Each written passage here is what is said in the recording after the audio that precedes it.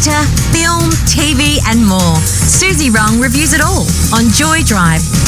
Good afternoon, Suzy Rong. Hi, Warren. After your previous segment about Taylor Swift, I want to speak to all your listeners who may not be Swifties. I want you to know that you're not alone.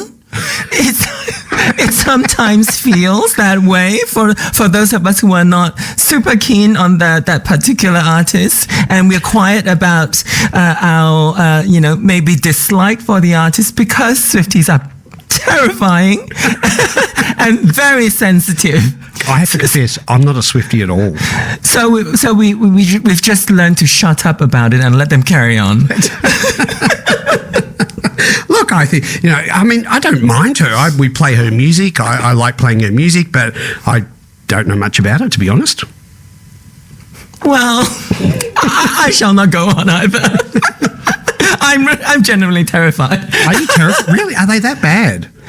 They are really protective of her, and their love of her, is so evident. Like it's crazy, and you can't even say that. Oh, I just don't enjoy her music, and you certainly don't want to explain why you don't enjoy her music. I don't like the way she changed that lyric, though, I must admit. From the first one was, she's better known for the things that she does on the mattress, whoa, and now it's, he was a moth to the flame, she was holding the matches, whoa. I mean, that's, she wrote it, that was her song.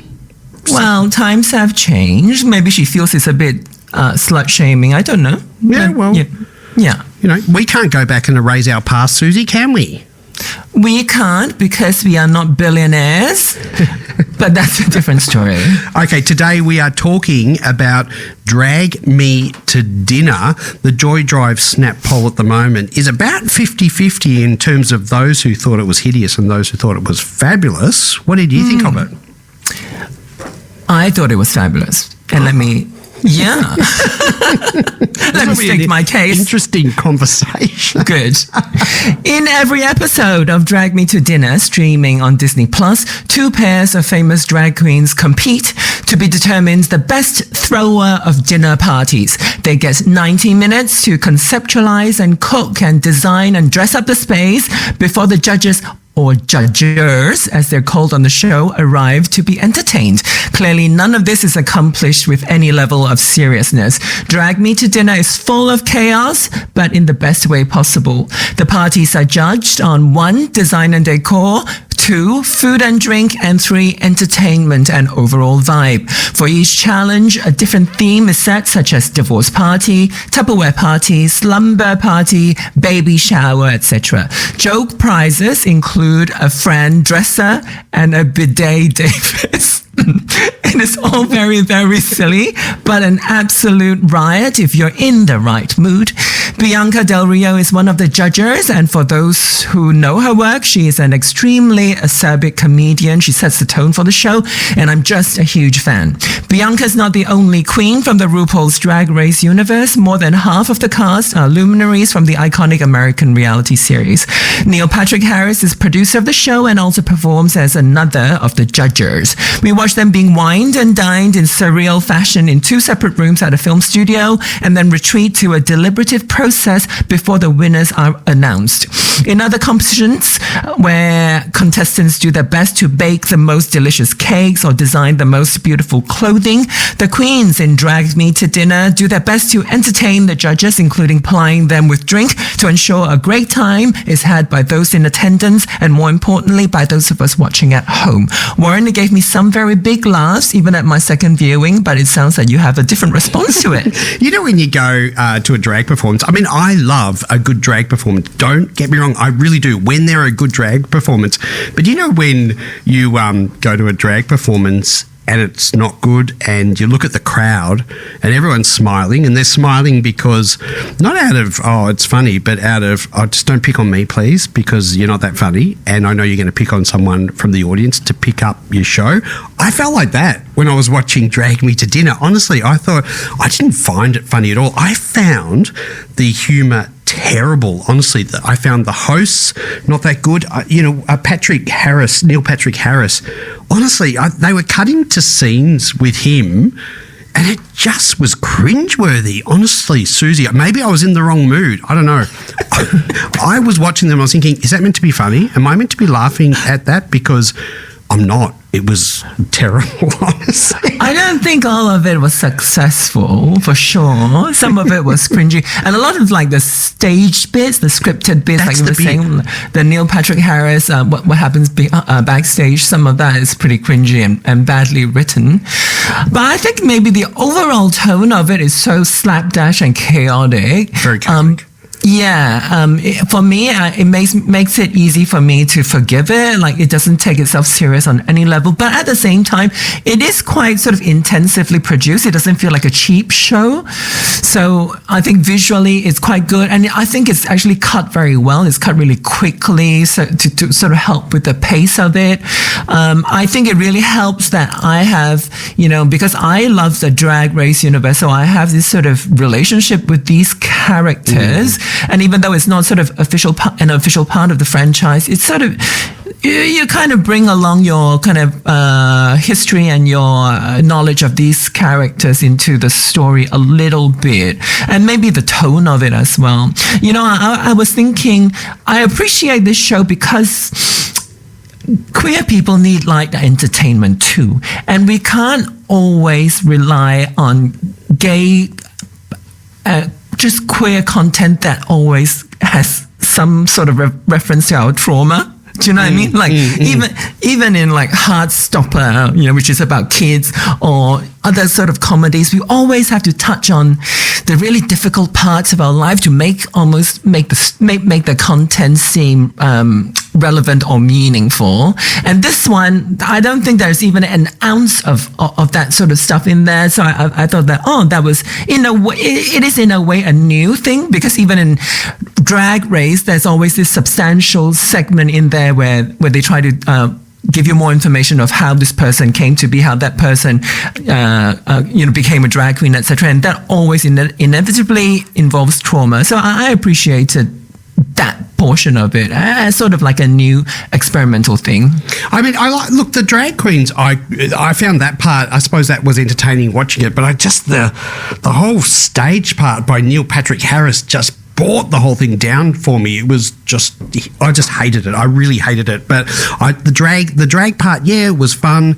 I was watching it, but it's not up to the RuPaul's Drag Race standard. And, admittedly, I haven't watched all the seasons of RuPaul's Drag Race, but the ones I have watched, I've enjoyed. I can sit there, I like it, I enjoy it, I laugh, it's fun, it captures my attention. This one, I was really struggling. It was so painful. And I think, Suzy, the thing is for me, I feel like as a gay man, I was a bit nervous about having this chat with you, because I feel like, drag is our thing, isn't it? And we love to go and see the shows and what have you. But I was a bit nervous about criticising this show and saying I didn't like it. Didn't like it at all. And I think just because, we've said this before, just because something is rainbow or LGBTIQ plus or drag doesn't necessarily mean it's always good. Yeah, I think we can dislike the things from our own community. We are bringing attention to this show. That what I like to do for this segment is just to bring attention to this show to balance out the other things that are in the zeitgeist, because there are other shows that seem to get a lot of attention, and sometimes some of the stuff that come from our community, they're considered very niche, and then you don't hear about it. And even if you're part of the community, sometimes it just kind of goes past you. You didn't even realize that a thing happened. So I like to bring attention to these things, and then you go and decide whether you want to invest your time on it or not. Especially these days, it's easy. You just, you might spend 20 minutes and decide, I want to see a bit more or not. It's fine. I do think that season 1 of any show, when it's a little bit different and new, is hard to do.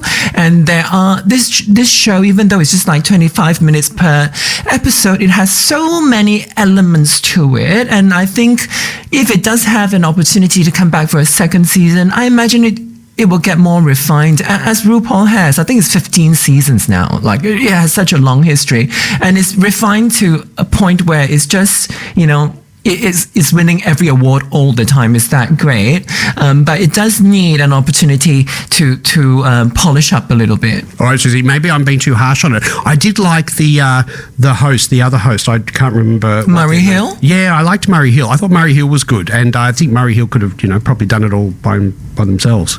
Yeah, Mary Hill does a great job, a great balance of tone to Bianca, because Bianca can be a bit too scary, I think, and then Murray sort of has a warmer presence to them.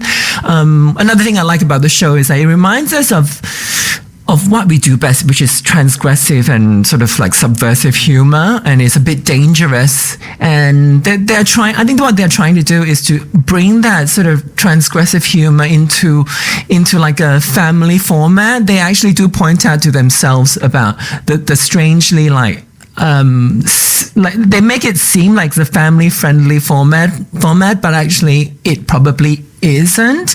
So it sort of has this strange balance and uncomfortable balance there. But I do think that there is an element of danger to it, which is very part of our tradition of expression and of storytelling. Some of the scenes where the drag queens come out and say, they talk about. I think there's one where the electricity goes off, which was quite good and quite funny. I think some of their things that they cook are good. I was surprised that they can cook. Well, some of them, a very few of them could, and it looks okay. I suppose the taste might be different. It's more impressive that the judges actually put the stuff in their mouth sometimes. That's true, and they do. I think there's a couple in each episode, isn't there? A couple, all right, where they eat things. Yeah. They do have strange concoctions, which is, I guess, part of the fun. But it is all very crazy and wild. And I don't know, maybe it'll be more fun if you are intoxicated watching it. Maybe it's, and I suppose you're right. It's the mood that you watch these things in. And it just didn't do it for me. I reckon just take Neil out, and the thing would be much better. To be honest, that's another thing about TV these days, because we live such multi-screened lives.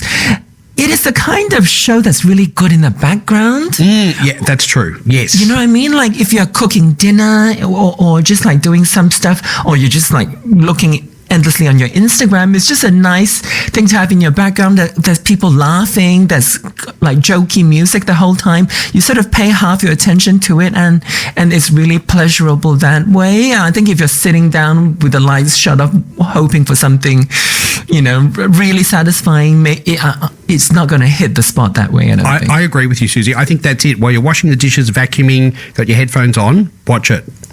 Yeah. No, I do. I think you're right. I sat down to watch it, and I thought, okay, I'm going to set myself up. Dog was here. I had a friend over, and he was saying, "Can we watch something else?" But I was like, "No, Suzy will be upset. We have to watch it." I made him sit through. Well, hopefully not more than 1 or 2 episodes. No, oh my goodness. I know. I was like, no, we've got to watch it. We've got to talk about it. So we're no longer friends. Well, I helped you then. Obviously, it wasn't worth it. Hey, Suzy, you are about to go on holidays. Oh, cannot wait. One of the best things about booking a holiday well ahead in time is that the lead up to it, like I'm constantly Googling stuff, like it's so fun to do. I'm so excited. I'm flying out on Friday, which means I can't be with you for the next 2 Tuesdays. You're allowed to have a holiday. Where are you off to? I'm off to my hometown of Singapore. Oh, fantastic. It's a funny thing being an immigrant is that all your holiday money and your holiday time is only spent on one place. You end up never seeing the world. You're only seeing one other place. But it's always a great time. We look forward to hearing how it went. We know you're going to have a fantastic time in Singapore. Look forward to seeing the photos. And you can eat lots of food, of course, at those hawker markets. The food there is, unbeatable, and it's like you can eat 24 hours a day, and I feel like you'll never get to the end of it. There's so much there, and if you're a fan of food and if you're a fan of shopping, it's the place to go. Fantastic, Suzy. Have a great holiday. I'll ask you what our homework is, but we'll confirm it the week before you come back. What sort of things can we be watching while you're away? A couple of things that are happening this week in streaming land. One's on Netflix. It's called Marry My Dead Body. Marry My Dead Body? Yeah. And the other one on Amazon Prime is Red, White and Royal Blue. So what I normally do is wait for them to come out. I'll check it out before I talk about it, before I set it up as homework, but they haven't come out yet. But I think over the next couple of weeks, we'll have a look and see if we want to talk about those. And also, late in August, it will be the Queer Screen Film Festival. Oh, yes. That's mainly happening in Sydney, but it's also on demand. So anywhere in Australia, you can watch those films, which are very hard to come by, online. Go to queerscreen.org.au. So there'll be heaps that we can talk about when you come back. That's right.